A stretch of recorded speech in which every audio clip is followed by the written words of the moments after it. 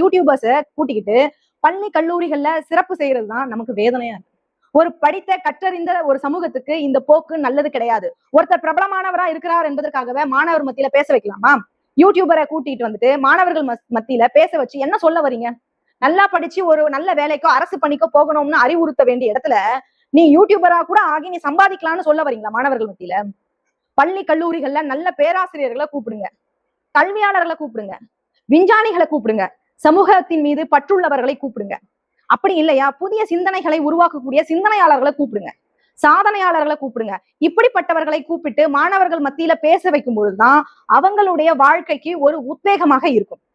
ஒரு நேரத்துல, அதாவது எனக்கு தெரிஞ்சு ஒரு 80 அந்த காலகட்டங்கள்ல வைங்களேன், மாணவர்களே சமூக பொறுப்புள்ள பாடல்களை எழுதி இட்டுக்கட்டி அதற்கு நடனமாடி அவர்களுடைய சிந்தனைகளை உருவாக்குவதுதான் பள்ளிக்கூடத்தினுடைய வேலையா இருந்தது, கல்லூரியினுடைய வேலையா இருந்தது. ஆனா இன்னைக்கு என்ன நடக்குது?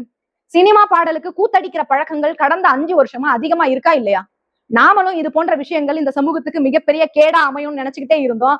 அதுதான் இன்னைக்கு நடைமுறையில குழந்தைகள் கிட்ட ஒரு புற்றுநோயை போல பெரிதா உருவாக்கிக்கிட்டு இருக்கிறத நான் பாக்குறேன். கடந்த 2 நாளைக்கு முன்னாடி பள்ளிக்கூடங்கள்ல முதலமைச்சர் திரு விஜயனுடைய பிறந்த நாளை அவர் நடித்த சினிமா பாடலை மாணவர்களை பாட வைத்து அதை வீடியோ எடுத்து வெளியே சமூக வலைதளங்கள்ல பரப்புறாங்க. மாணவர்கள் பள்ளி சீருடையோடு தாவேகா கட்சிக்காரங்க முதலமைச்சர் விஜய்க்கு வாழ்த்து சொல்ல வச்சு வீடியோ எடுத்து போடுறாங்க. பள்ளிக்கூட நேரத்துல தாவேகாவினர் வளாகத்துக்குள்ள யாருடைய அனுமதியோட இவங்க போனாங்க? அந்த குழந்தைகள் பாடின பாடல்ல என்ன நல்ல கருத்து இருக்கு? இந்த கலாச்சாரத்தை, சினிமா போதையை பள்ளிக்கூடங்கள்ல ஆசிரியர்களை நீங்க திணிக்கலாமா? உங்களுக்கு யாரு இந்த அதிகாரம் கொடுத்தது? இந்த அரசாங்கம் உங்களுக்கு ஏதாவது ஜிஓ போட்டிருக்கா? நீங்க எந்த அடிப்படையில முதலமைச்சர் நடிச்ச பாடலை போடுவீங்க, குழந்தைகளை பாட சொல்லுவீங்க?